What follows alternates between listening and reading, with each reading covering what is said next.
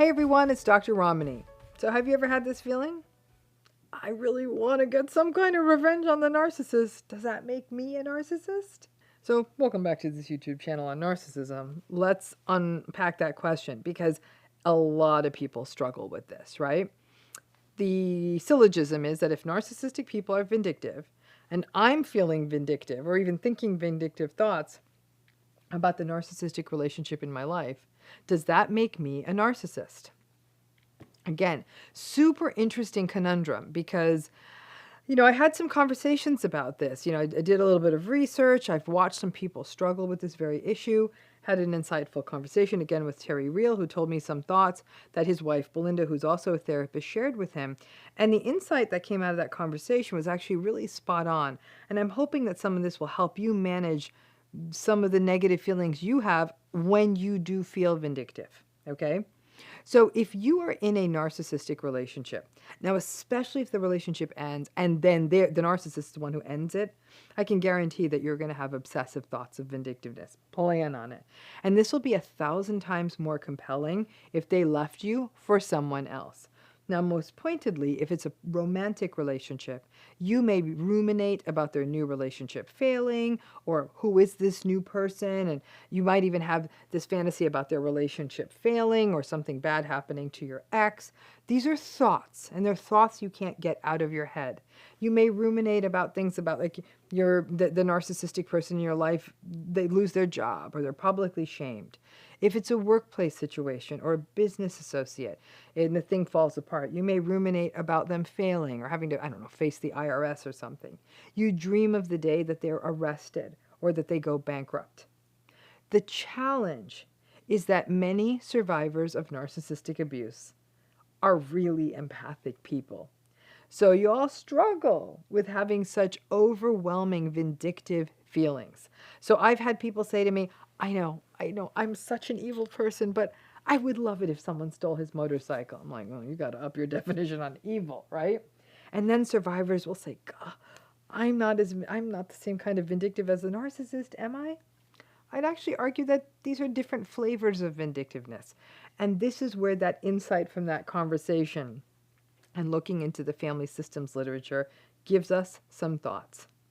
Narcissistic vindictiveness is domination-oriented. It's a way for them to show the other person or people or the world at large who's boss, to put fear in other people, to exercise a sense of menace, like you better watch your back, or I'm lawyering up, or I know everyone in this town, don't you? Psh, you won't ever be able to go anywhere again, that kind of thing. It's all an extension of power and control.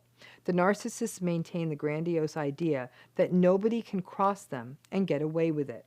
They get an almost sadistic glee from the idea of punishing someone, and they defend against their narcissistic fragility and their vulnerability through being vindictive. But another function of vindictiveness is an attempt to be heard. And this is especially true for people who have experienced emotional abuse or narcissistic abuse, or simply a lack of empathy or just neglect in relationships. This function of vindictiveness can happen whether the relationship with the narcissist is over or not.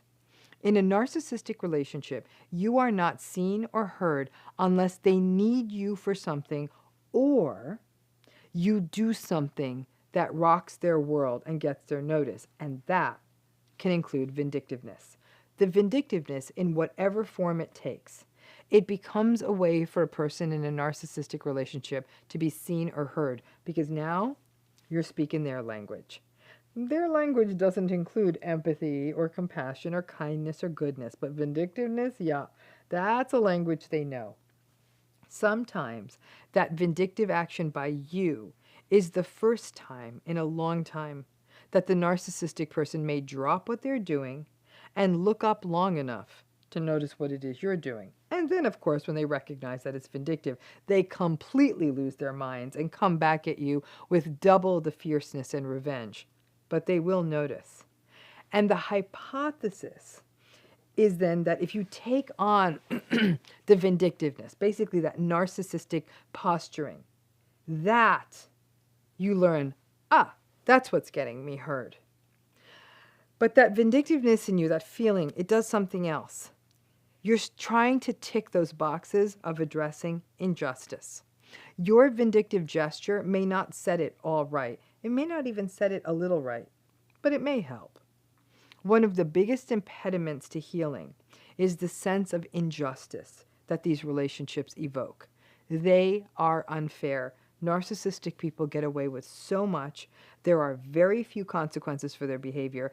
They don't care about hurting other people. They're often rewarded by society, and you are left holding the bag. Their toxic behavior, although it is devastating your life, is not against the law per se in many cases, so there are often few legal remedies. The narcissists also seem to live forever, and everyone else is getting sick from the stress-induced health conditions that they get from having to deal with them. And then there's another even more subtle point. When people go through narcissistic abuse, they often find they are not able to get through to other people, to fully have other people understand what they've been through, right? They will tell, if you're a survivor, you will recall people minimizing your experience of narcissistic abuse. People just have different styles, right? And sometimes, and this may not even be vindictive, but some survivors will almost take a little bit of relief when a person who didn't believe you is facing or is about to face a narcissistically abusive situation. Not because you want them to suffer, but because now you think that maybe they'll get it.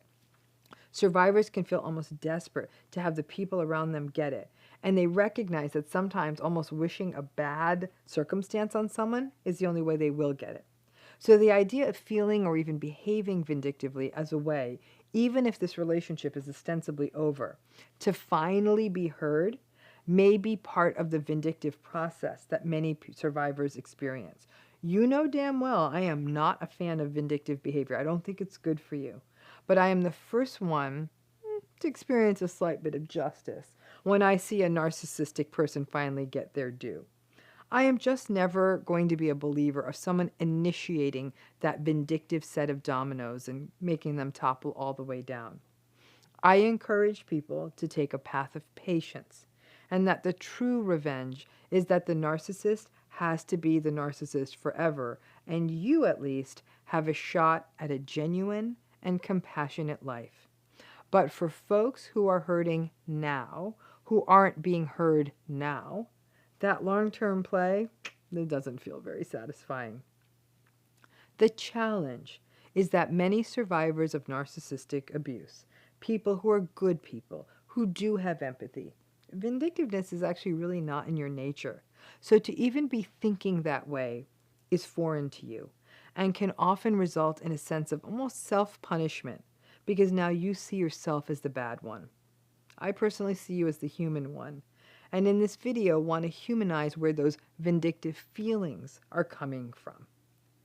There are so many things that are infuriating about a narcissistic relationship, but foremost is that nothing you do gets you seen or heard in the relationship, and that is an awful feeling. You may feel an escalation in yourself, especially if things that are happening in the relationship feel increasingly unjust, or if the relationship ends or you are betrayed.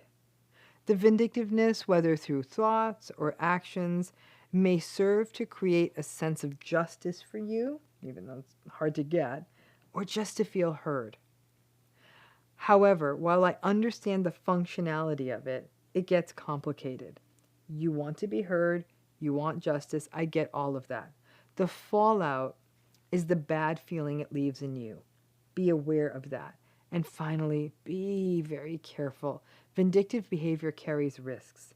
It can put you in legal peril, and that can include running afoul of criminal laws, slander, defamation, libel, or because the narcissist is simply more litigious and vindictive than you, could also end up costing you tons of money in legal fees. So your vindictiveness in the face, or your feelings of vindictiveness in the face of a narcissist are not abnormal. It can all be all-encompassing and preoccupying, and while it's normal for a while, over time, these feelings do harm you. It pulls you out of your life, and the narcissist is still occupying a lot of space in your head. Talking these feelings out in therapy, engaging in healing work, recognizing that all of these thoughts are normal in light of what you've been through, but also pulling yourself back and avoiding acting on it and slowly taking your life back, that right there is the money shot. The new person in their lives, so if your narcissist left you and to go to someone else, that new person is now stuck with them. There was no winning, but it takes a minute to get there. You will get there. But I have to say, when I've observed people say, I'm not listening to you. I've had friends say, Ramani, and they've been actually very unkind. Like, you can take your self-righteous prattling and go to hell. I am going to get revenge on this person. But when they finally do, they actually feel terrible. They feel sick. It doesn't feel good. I've had people I work with and clinically and whatnot saying, and they roll their eyes at me and say, really? Like, seriously? Have you not been through this? I have. And then they will do it. They'll do what they're going to do. And what happens when they talk about it? I kind of wish I didn't do that. The fantasy is where you get stuck. Like, I will feel better. You think it'll help you feel whole. Every so often we get the miracle where there is the vindictiveness happen, like the juicy thing where the new person almost right away leaves them for someone new, something like that. Like just something that looks bad and it makes them look bad. It's great when it happens. It often doesn't, but anything you could do can often make it worse for you. And then instead of focusing on your healing, you may be dealing with the fallout of this. The vindictive thoughts in your head, normal. You're not a bad person. By acting on it, though, you could end up doing more harm to you than really rocking their world very much at all. And anytime someone does, so often afterwards they'll say, if anything, the satisfaction was short-lived. Thanks again.